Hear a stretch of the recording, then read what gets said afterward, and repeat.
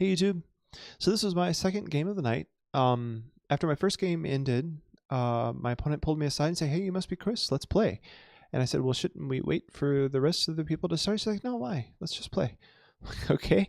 So so we start playing, and it's funny. He tells me right before the end of the game, right before the beginning of the game, that he knows this about himself. Like he plays too fast, right? So he knows he plays fast, and I guess he's rushing into the second game and everything too. So I don't know.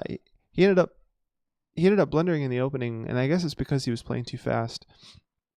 But yeah, we play a Nimzo-Indian, so it's really interesting the way this went down. So we play like a main line for quite some moves, and then I should say that there's several different moves here for white. There's A3, E4, and Knight F3. Knight F3 is second most popular. I play Knight F3 when they castle.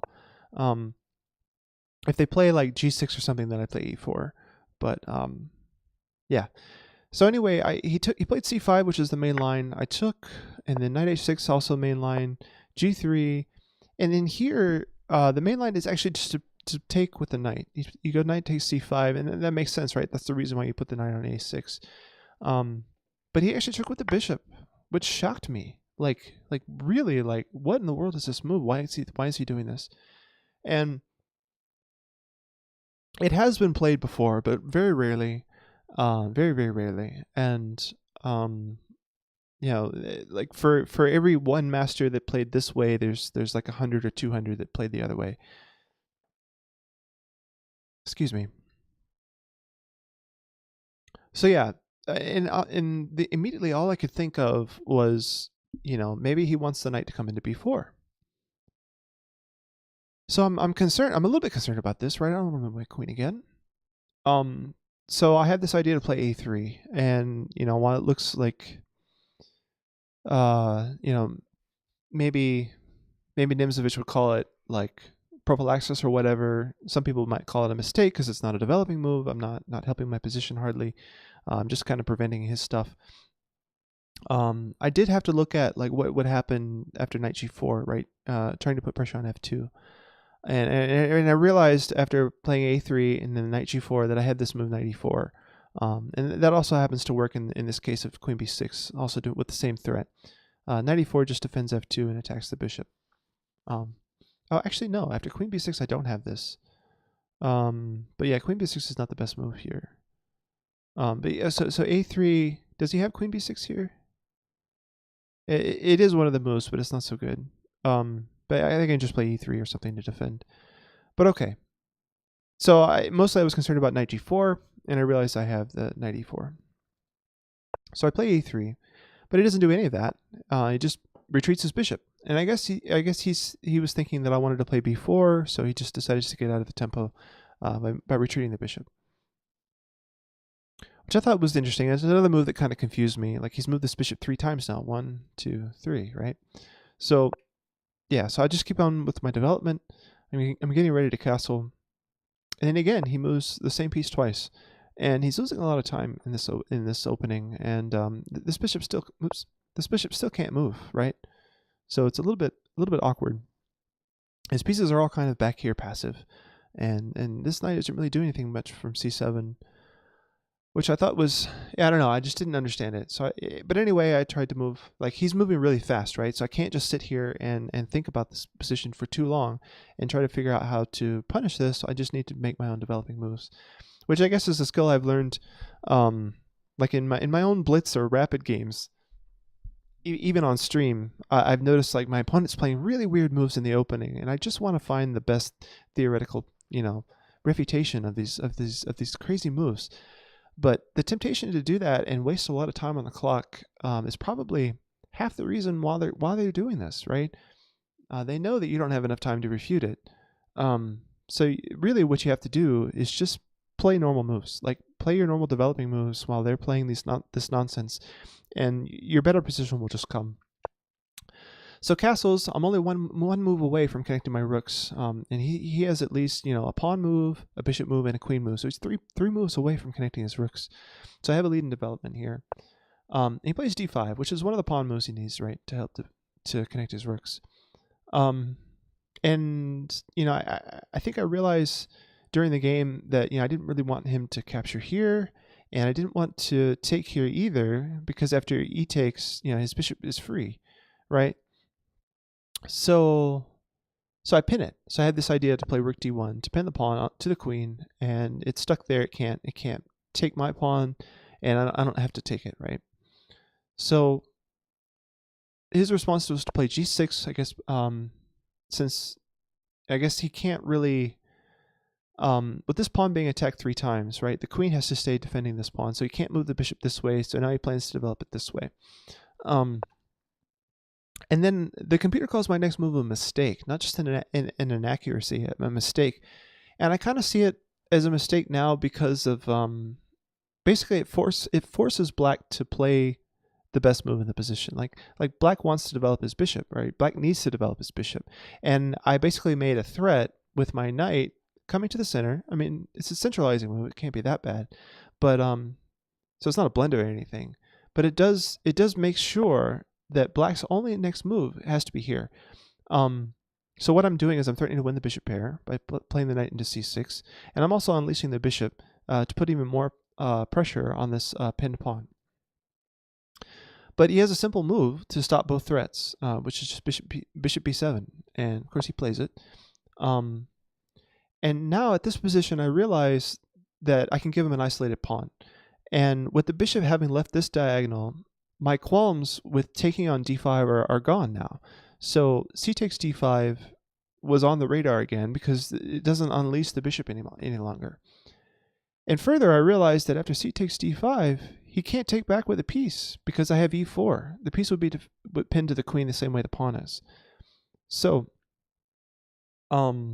c takes d5 was played, and then he captures. I mean, he's moving really fast. Like, I swear he has 29 minutes and change at this point. And he takes back really quickly with one of the knights. I think it was this. Yeah, it was this knight. And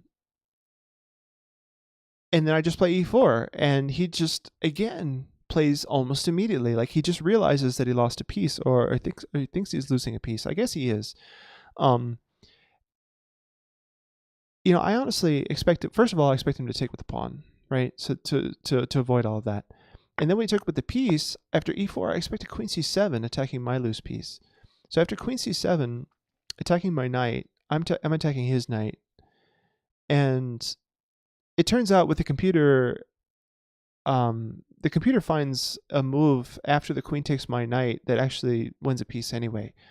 And I'll show you that really quick. This is like a calculation inaccuracy on my part, because after e4 I expected queen c7, and I thought after takes that it was fine and black was just losing a pawn, because I looked at this move and I saw that the bishop was being unleashed on g7, so he has to take. But then I can do a switch and zug by taking here on f7 with check, and then when he takes back I take here, and I'm up a pawn, right? I have an extra pawn here. So I was expecting with the move e4, when playing the move e4, I looked at all that and I expected to be up an extra pawn. And then when he didn't play queen c7, I was shocked, and I was like, oh, I'm just up a piece. Well, it turns out with the computer, there's a line here, which is quite nice to show really quick. After takes, the computer has this nice move d6. And yeah, so the point is it's a double attack, right? Like, there's 2 bishops being threatened. And further, if he takes my bishop, I can take this bishop with tempo on his rook. So he has to move his rook, and then I can take the other bishop. So I'm a piece up here. Yeah, so okay. So yeah, queen c7 didn't save the piece the way I thought it did. So anyway, his snap decision to take the pawn here, which is what he did. He took the pawn to avoid, I guess, just losing the piece for free, or just felt that was better for some reason. I don't know. But rather than let me take, he just sacrifices the knight by taking on e4. So I take back with the bishop because it attacks h7. He plays f5, which the computer calls a mistake, which is interesting. Like, at the time I didn't realize it, and I didn't really think about it being like a weakening move, but actually e6 is really weak here. You notice that my knight now is really comfortable on e5 because it can't get kicked away anymore. Yeah, so after bishop back, my knight's really comfortable here. It's a hole in the black position, and now this pawn is actually pretty weak too. So queen c7 was played, hitting the knight, and it's interesting. The computer says that bishop f4 here is the best move, which I gotta say that looks really bad, and I disagree. I would never play that move, even if I had the same position in the future, knowing that the computer says the bishop f4 is the best move. I would not play bishop f4, and it's just because this kingside pawn structure looks crazy. It looks really bad, and yeah, I get it. The knight's gonna stay there forever with the pawn on f4, but still, I don't want my pawns to be here. I want them to be here. So, yeah. Anyway. Maybe that's a weakness on my part and I should get over it. But yeah, for now, I can't get over the double isolated pawns on the F file and the isolated pawn on the H file just for a knight on E5 forever. Like, it just doesn't make sense to me. But okay, so I moved my knight back, and the idea was to focus the attention on F4, because now my bishop coming to F4 is fine. I can recapture with the knight. So he plays his rook here, and notice this knight's pinned. So he's building up pressure on this knight, which is good. So I play f4 here, and he trades, which is good. Like my whole plan after winning the piece was to trade, and I like my knight being here now because it attacks the weak pawn, which was also a fork, and you know, and of course there's tension here with the bishops as well. He releases that tension and then plays check, which again, computer likes to call so many mistakes. And it's interesting because I didn't see this during the game, but this actually isn't a threat. Moving the knight here, forking these two major pieces is not a threat because queen c6 is in the position now. Queen c6 is a check, and it picks up the knight for free. So yeah, I'm not actually threatening to go to e6, and the computer likes g5 here, kicking the knight away because I can't go to e6. So yeah, queen b7, king back, and now this is on again, right? Because there's no more queen c6 check. So he plays e5, and then I just centralize my knight. I move into d5. Yeah, and I'm really liking my position at this point. He plays his bishop out. I guess he doesn't want to trade, so bishop to c5. And without thinking too much, I mean, I'm starting to get into time pressure here, right? Like he probably has 10 more minutes on the clock than I do, and I'm starting to feel it. You know, like I really don't want to get under the pressure too much, because I saw how it affected my first opponent in the first game. But yeah, so bishop c5, and I played b4. And here's where he played his first, well, not his first move, but like this move like really surprised me in the sense that it looked really good, and I didn't even see that it was possible before I made my last move. He played bishop d4, which is obviously the best move. And you know, because it puts a lot of pressure on these knights, and you know, this knight is pinned every way from sideways. And you know, right now he just has the threat of taking my knight for free with his queen, because if I take back, you know, he gets my queen. So he wins his piece back.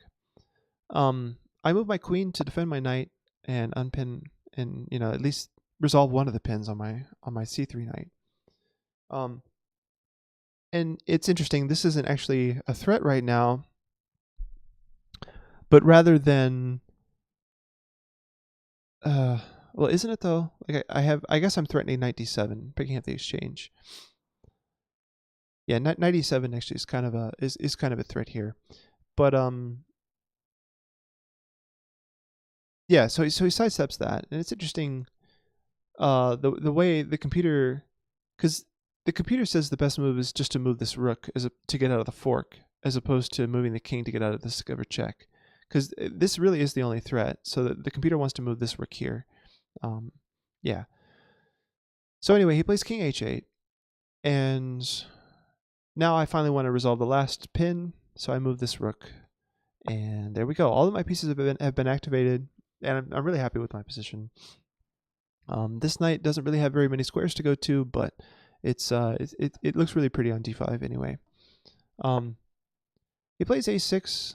The computer calls this a blunder, It's kind of hard to call a move a blunder that doesn't drop material. I don't really understand this. I guess he wanted, like, he ends up playing this move anyway, but the computer wanted to play it. The computer wanted him to play this move immediately, which okay, yeah, it's hard for me to understand. So again, wanting to trade pieces, I threatened the rook trade and the minor piece trade here. He plays rook fd8, like the computer wanted last move, and then I took the bishop. And honestly, I expected him to keep his pawn structure intact and take with the rook here during the game. But then after the game, I realized that's losing, because after rook takes, his queen is overworked defending both of these rooks. I can go rook takes c8 check, queen takes c8, and then and then queen takes d5. So yeah, I was expecting him to blunder, not realizing it was a blunder. So he takes here, which is by far the better move. And yeah, so again, I'm trading pieces, right? So rook takes, and then I realized that his back rank check means nothing after I take his pawn, because my rook can just retreat. It's not a big deal. So I played the, the taking of the pawn. So now here he doesn't even have a pawn for the piece, right? Like before he had a pawn for the piece, and now I'm just a clean piece up for nothing. So again, I was feeling really good. Wasn't worried about the back rank check. Instead of going for the check, he plays queen f7.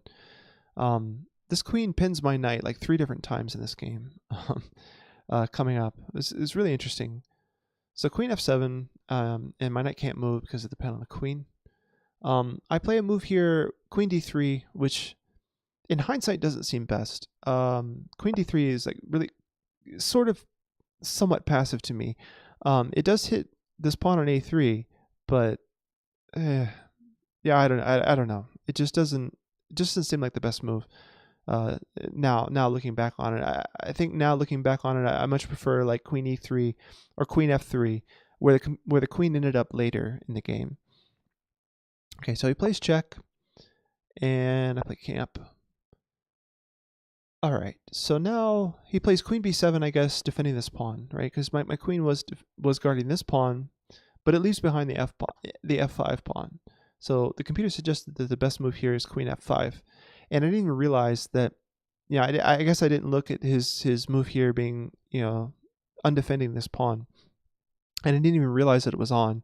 What I did realize was that after this check, he's left his own back rank behind. So I saw this double attack of threatening his rook and the back rank, and I saw that he had a defense, right? Rook c8 defends both threats, but I like the fact that his rook was forced to go all the way back. So I played queen e3, which the computer calls a mistake. Obviously, like taking the pawn was probably better. But yeah, queen c8, and then I finally played queen f3, again breaking this pin on the knight.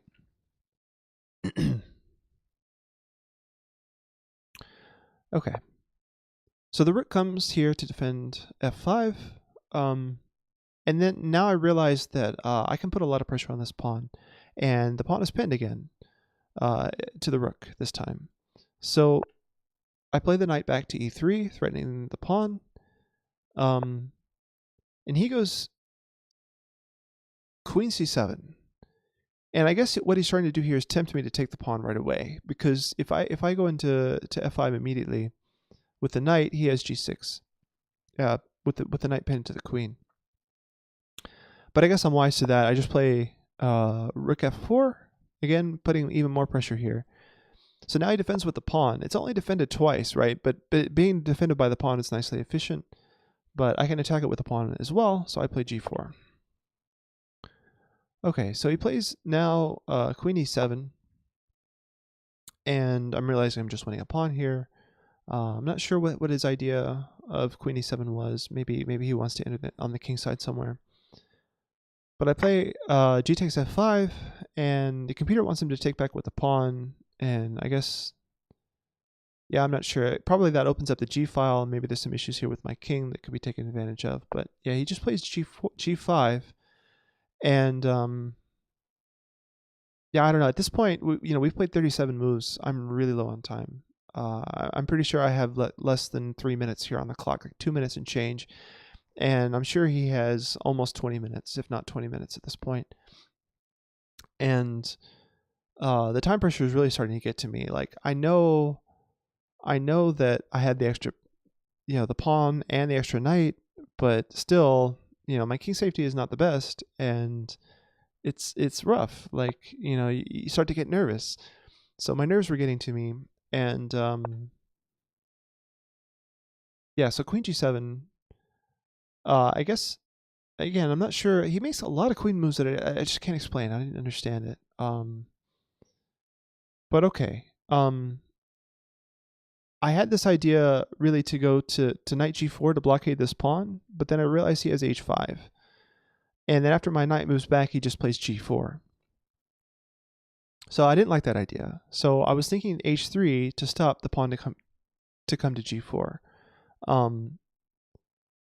But it's weird the way I thought about it, like in time pressure, because he can't play h5 just to play g4 if I don't play knight g4. So h3, I guess you could make an argument that h3 was preparing knight g4, right? Because if knight g4 immediately h5 g4, but if h3 and then knight g4, h5, and then he's not threatening g4. So maybe that's what it wasn't that clear in my head, but anyway, I played h3. And the computer doesn't like this. The computer wants to go elsewhere with the knight. I guess it's suggesting knight d5. I'm not sure with what purpose. Maybe just to hit this pawn. Yeah, I'm not sure. He plays h6, and then I play knight g4, realizing that g4 is not possible. So he plays h5. I play knight back to e3, and I'm threatening the h5 pawn. So he defends it with his queen. So now I'm realizing that probably my advantage here is this passed pawn. I should probably push it.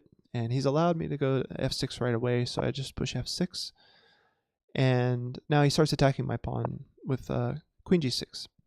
So he's starting to take it. And I guess I was at this point, in time pressure, not only having a couple of minutes, I was wanting to simplify the position to make sure that I wasn't going to get checkmated while I was under time pressure. So I made what the computer calls my only blunder in this game by playing queen f5. And basically what that was is a practical decision of eliminating the possible negatives in the position, right? Like, this is a very human thing to do, where you give up material in order to simplify the position that you're winning, just so that you minimize your losing chances. So the computer calls it a blunder, but computers are perfect, so whatever. It can find the best moves instantly, whereas I'm struggling over here. So queen h6. My opponent doesn't want to trade queens as much as I want to trade queens, right? Because he wants to maximize his winning chances. But yeah, so now I can push f7, and he's not threatening to win my pawn anymore. With the queen on g6, I didn't have that move, but after h6, I do. Queen h6, I do. So now queen g7, and again, he's starting to take my pawn. But after f7, now e8 is mine, so I can go rook e8, and it's looking really bad for black. The computer actually announced mate last move. As soon as he played queen g7, computer announces mate. So it's forced mate from here. I'll just show you the rest of the game. So I trade rooks and then give checks to make sure that the king can't go to g7. So I play queen f6 check. And I didn't want the king to help out with attacking this pawn. And now, under time pressure, I tried to find some way for the knight to quickly go in and attack the queen. Because if the knight can come in here and attack the queen, I can promote and win the game fairly easily. So I find this maneuver where I think I can go like this. He ends up making that a little bit easier even by playing g4. And then the knight comes back this way with two different ways to attack the queen. So I went back here, and then he starts checking me, and I got really worried, I guess, after the next check, because I didn't even see that it was possible. I played king g3 without realizing that queen f3 check was even a thing. So he plays queen f3 check, and then I start really getting nervous, like, oh my god, I'm almost sweating at this point. So I take like almost a quarter of my time. I probably have like a minute and a half. I took over 30 seconds. At least it felt like 30 seconds here to to figure out a way to stop the perpetual checks. Like I was really worried about perpetual check at this point, and so I calculated that king h4, he can't take on h3, thank God, and then but he can take on f2. So king h4, he can take on f2, and then after king g5, there's no more checks. So that's what ended up happening. Here takes king g5. He has no more checks. And again, this is another his next move is another queen move that makes no sense to me. He can't really stop what I'm threatening. I'm threatening mate 1, right? And there's no way for him to stop it really. I'm not even sure what the computer suggests is the best move here. The computer wants queen h4 check, so that the king is no longer helping with h6. So that prolongs the inevitable. Just that one more move. Yeah, but he plays queen g2. I don't really understand. Maybe he's thinking stalemate here. Like if I take his queen, he can just give away all his pawns, and maybe his king can't move at some point. Because I mean, his king really can't move after I take his queen, and if he gives away all his pawns, maybe there is a stalemate. But yeah, I just give mate in 1 here, which I think he missed, because he complained that how he fell for a mate in 1 when the mate wasn't really preventable.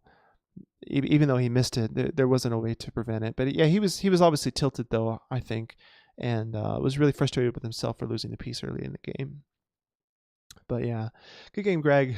Maybe hopefully you slow down a little bit in the opening and in the middle game, and see what happens. I don't know, like. Yeah, I think if Greg slows down and calculates more in the middle game, like he'll become like a much better, like stronger player.